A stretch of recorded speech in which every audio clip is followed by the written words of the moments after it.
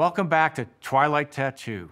This week we'll witness the Army's long struggle in Vietnam and its ability to adapt and innovate in the post-Vietnam era.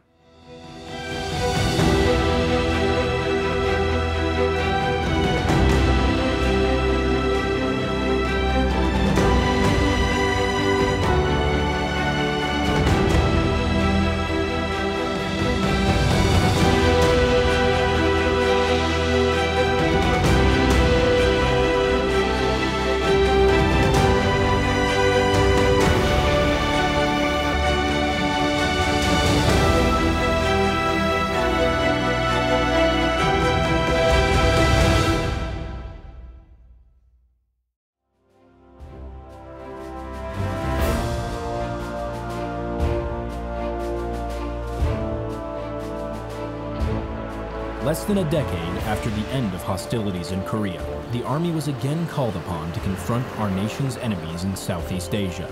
As the Army entered Vietnam, it implemented an innovative concept, the use of helicopters that introduced a revolution in warfare and created the concept of sky cavalry.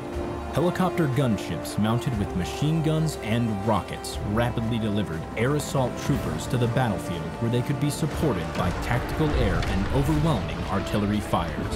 In 1965, the first of these air mobile units from the 1st Cavalry Division was deployed.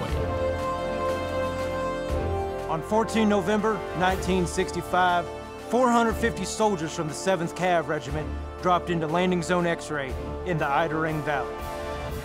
I'm their battalion commander, Lieutenant Colonel Hal Moore. Our soldiers were mostly young draftees. Our NCOs and officers were regular Army, the best.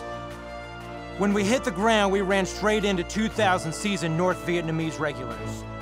It was close combat with enemy just feet away, a hornet's nest of zipping bullets, hand-to-hand combat, and bursting grenades. But the men held despite being outnumbered. After 3 days and nights of intense combat, the shooting stopped. An American army of draft-era citizen soldiers had fought against North Vietnam's most experienced troops and prevailed. The new combat techniques we trained so hard on prior to deploying had proved successful. Your soldiers were courageous, self-disciplined, and committed to each other. They did not let America down when called upon. I am proud of all of them, as I know you are too.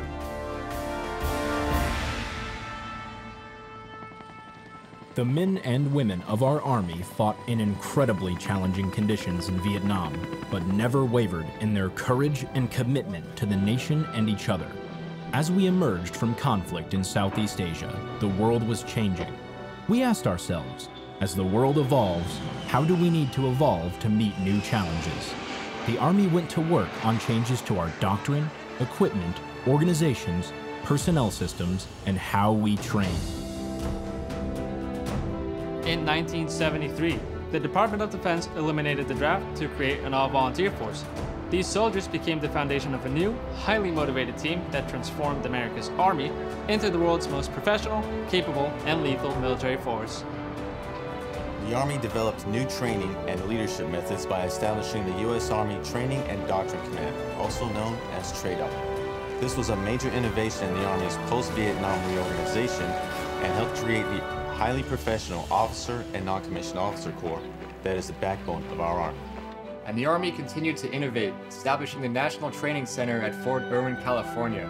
What some would see as 1,000 square miles of barren, desert terrain, the U.S. Army saw an incredible environment to train individual soldiers as well as large formations in cutting-edge tactics and technology. Fort Irwin exemplified the Army's training revolution. The Army was now training like it would fight, as a team, in order to win as a team. The revolutions in training and doctrine in the post-Vietnam era, as well as the movement from the draft to an all-volunteer force, transformed the United States Army. Realistic, demanding training, along with inspired, visionary leadership, is the bedrock of the Army profession. The Army instills individual and collective excellence, a commitment to a strong personal and team ethic, and a set of professional values. All this is represented in the soldiers of the United States Army Drill Team.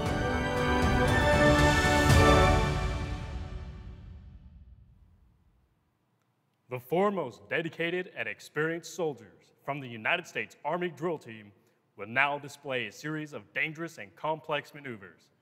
These experts have trained above and beyond what they've been asked and developed this difficult routine. The complex timing and precise movements do not allow room for error. The soloists are led out by Drill Commander, First Lieutenant Peter Olson from East Haddam, Connecticut. Ladies and gentlemen, please give a warm welcome to the Drill Team soloist.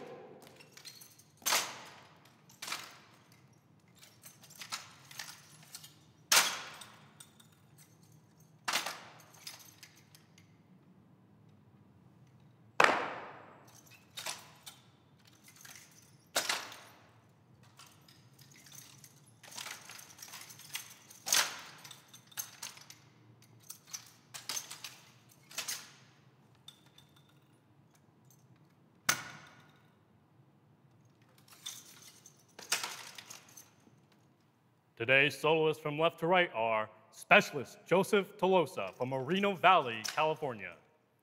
Specialist Kyle Ledoux from Houston, Texas. Private First Class Reese Fitzgerald from Fort Wayne, Indiana. And Sergeant Timothy Hutchings from Waynesville, Missouri.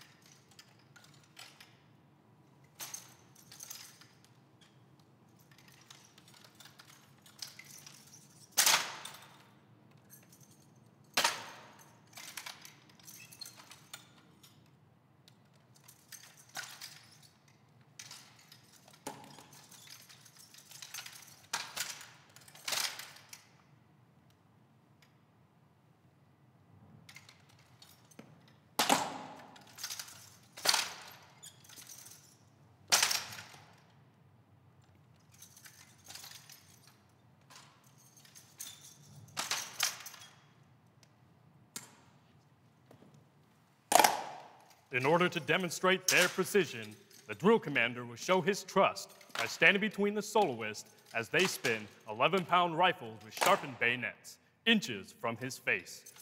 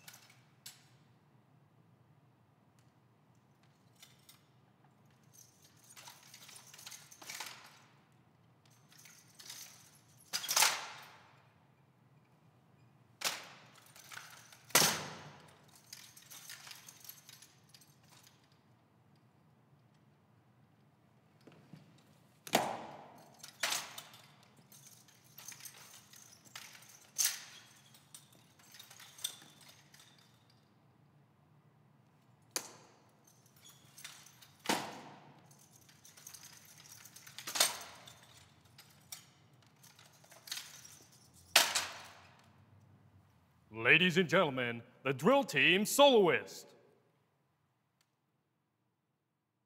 Tune in next time to see the Army's investment in people, equipment, tactics, and technology pay off with victory in the Gulf War, and witness the Army's ability to adapt to an ever-changing world environment in the post-9/11 era. Thanks for joining us.